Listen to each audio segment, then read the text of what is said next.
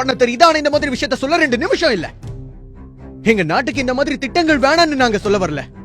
அணுமின் நிலையம் தொடங்கி வாழ்வாதாரத்தை அழிக்க வேணான்னு சொல்றோம்.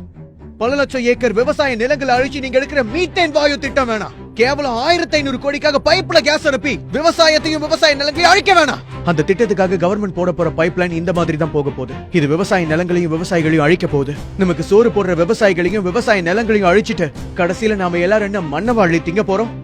நம்ம தமிழ்நாடு விவசாயத்தையும் விவசாயிகளையும் கார்பரேட்காரன் கொஞ்சம் கொஞ்சமா அழிச்சுக்கிட்டே வரான். இதுல அசிங்கமான விஷயம், கவர்மெண்ட்டும் அவங்களுக்கு ஒத்து போகுது. அந்த பைப்லைனை வேற ஒரு இடத்துல போட்டு ஏற்பட்ட விபத்து இது. பெங்களூருக்கும் இடையில அந்த பைப்லைன் போக கூடாது நம்ம நினைக்கிறதுக்கான காரணம் இதுதான். அவங்க தேவைக்கு இப்ப நம்ம பலியாடு. அந்த நிறுவனத்தோட கவனக்குறைவால போன வருஷம் ஒரு கிராமமே ஆந்திராவில் அழிஞ்சு போச்சு. இந்த விஷயங்களை பத்தி தமிழருக்கோ இல்ல தமிழ்நாட்டுல இருக்கவங்களுக்கும் இன்னும் சரியா தெரிய வரல. ஏன்னா இதை தெரிஞ்சுக்கிறதுக்கு நம்ம ஆர்வம் காட்ட மாட்டோம். ஏன்னா ஒவ்வொரு விஷயத்திலையும் பட்டு திருந்துறது தானே நம்ம பழக்கமே. இந்த நிலை சீக்கிரம் மாறணும். இந்த மாதிரி விஷயங்களை தடுக்க வேண்டிய அரசியல்வாதிகளே அதனால கிடைக்க போற 1500 கோடியை தான் பாக்குறாங்க. அவங்களுக்கு விவசாயிங்க முக்கியம் இல்ல.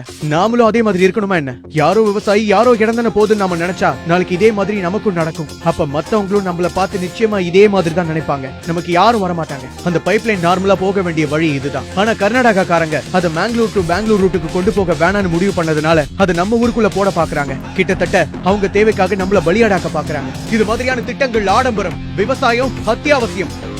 இந்த வீடியோவை பொறுமையா பார்த்ததுக்கு நன்றி. இந்த விஷயத்துல இருக்க ஆபத்தை பத்தி படிச்சதும் எனக்கு அதிர்ச்சியா இருந்த விஷயம் 4 பேருக்கு தெரியணுங்கிறதுக்காக தான் இந்த வீடியோவை நான் பண்ணேன். இந்த வீடியோவை உருவாக்குனதுல அந்த ஒரு நோக்கம் தான் இருக்கு. இதை பத்தி தெரியாம இருக்கவங்களுக்கு இது போய் சேரணும். தயவு செஞ்சு இதை பார்த்தவங்க முடிஞ்ச அளவுக்கு ஷேர் பண்ணுங்க. நன்றி, வணக்கம்.